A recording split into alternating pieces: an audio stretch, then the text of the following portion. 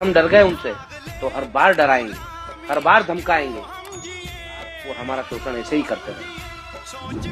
आप सब उस आंदोलन के साक्षी हो कि हमारी मांगे जायज नहीं थी, सत्ता परिवर्तन की लड़ाई लड़ रहे, और यदि आप उसको सत्ता परिवर्तन की ओर ले जाओगे तो हम उसमें भी पीछे हटने वाले नहीं। हर जगह उनका विरोध होगा। जावरा में आ रहे थे, जावरा में आना उनका कैंसिल हुआ है।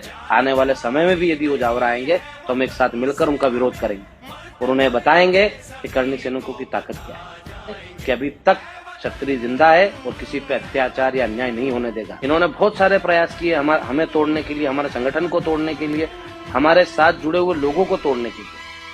कई प्रकार की इनने कार्रवाइयां करी, अभी तक कई युवाओं के भविष्य के साथ खिलवाड़ करने का प्रयास किया। आपने हमारे विचारों को मारने का काम किया है और जब जब मामा अत्याचारी हुआ है तब तब भांजों ने उनका वध किया है। पहले समय अलग प्रकार से वध होता था, आज लोकतांत्रिक तरीके से हम आपको सत्ता की कुर्सी से हटाएंगे और आपको ये बताएंगे किसी के साथ विश्वासघात करने का मतलब क्या होता है। हमारी मांगे पूरी नहीं करनी थी तो हमको वहां से उठाने की जरूरत क्या थी?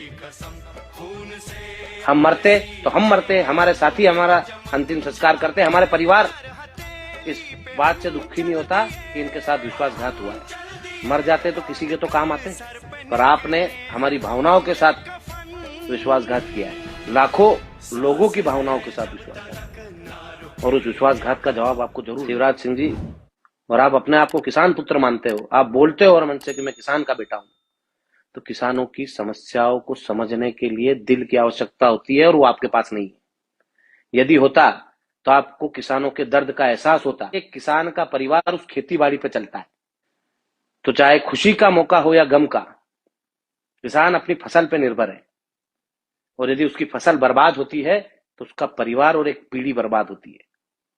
यदि आपको थोड़ा भी एहसास होता तो किसानों की ऐसी दुर्दशा आप नहीं होने देते।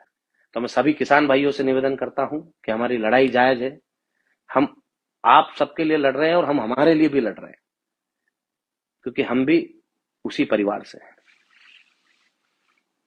हम भी सुबह से शाम तक आपकी तकलीफों को देखते हैं, महसूस करते हैं। सवाल करना पड़ेंगे, आप मौन रहोगे तो आपकी कोई सुनने वाला नहीं है। यदि आप बोलोगे, आप सवाल पूछोगे तो आपको जवाब मिलेगा। आप सोच रहे हो आप घर बैठे आपको जवाब मिल जाएगा, आपको 2000 या 2500 खाते में डालेंगे और आप ताली बजा के उनका समर्थन कर दोगे, तो ये आप खुद के साथ अन्याय कर रहे हो। 1 कुंटल उसकी सोयाबीन हुई है तो उसको नुकसान कितना है?